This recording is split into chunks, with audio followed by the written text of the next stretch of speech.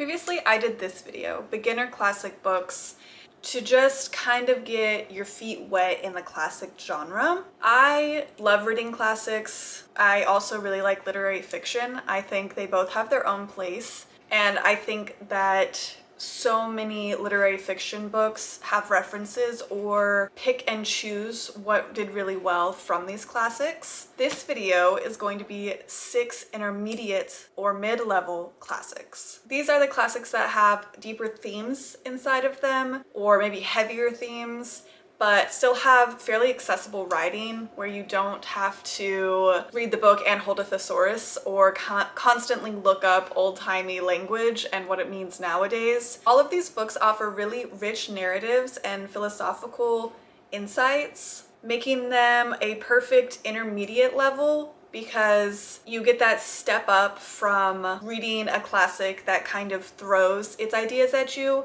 to reading a classic that maybe takes a little more thought and attention to what is going on in the book to make your own deductions about what the author wants you to believe. We're gonna start with Stoner by John Williams. This is the story of William Stoner, who is a professor at a university, and he lives this kind of quiet, unremarkable life. The book really highlights on his sort of personal and professional struggles. This is a kind of slow classic because there's not much plot happening and it's more character driven, but it's a very introspective read and it's very accessible in terms of writing. It's deeply emotional and explores themes of fulfillment, regret, loneliness, the passage of time, and personal growth. Slaughterhouse-Five. This is about Billy Pilgrim, who is a optometrist and a World War II veteran who becomes unstuck in time. I know he experiences some like really weird things in this book, like a bombing and being abducted by aliens. Comes in a sort of non-linear structure, so that makes it a little bit harder to read, added with this sort of absurd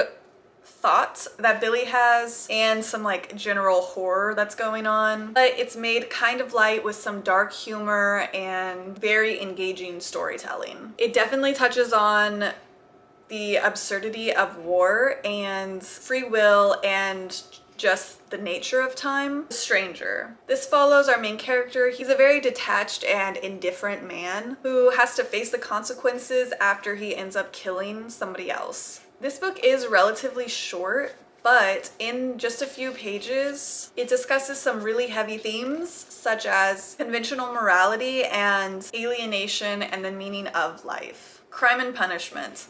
I think this is the largest one I have on this recommendation list for intermediates, sitting at about 500 pages. And this is about a poor student who commits a murder believing that murder will free him of his financial burdens, but instead he becomes completely consumed by guilt. It is fairly philosophical and has a kind of complex narrative throughout this book, but it has a very compelling and engaging exploration of guilt and redemption. It's also probably one of the more accessible Russian classics. Brideshead Revisited. Our main character, Charles, looks back on these memories that he experienced with the Flight family. So he really looks into like these friendships that he had, love that he was experiencing, and loss. The prose in this book is really elegant, but still accessible the entire time. And the themes of social class and spirituality add a decent complexity to the book without feeling very overwhelming. The last book on this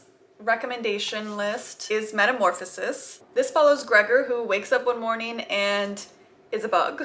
And he struggles with the alienation that being a bug is from his family and from society. It is another one of these short classics, which makes it accessible, but it's got this sort of surreal nature and a psychological depth that keeps it a intermediate read by being thought-provoking. So all of these books are great for people who have read the easier classics and are looking for a little bit more of a challenge without the fear of biting off more than they can chew. All of these are harder to read and digest than the books in my beginner video, but they're more accessible than the hard level classics. And I found all of these to be intellectually stimulating and still manageable. Let me know any of your intermediate level classics that aren't necessarily beginner because they're not so easy, but they're not hard because it doesn't take you forever to get through. Or if you've read any of these and what you thought of them. Bye.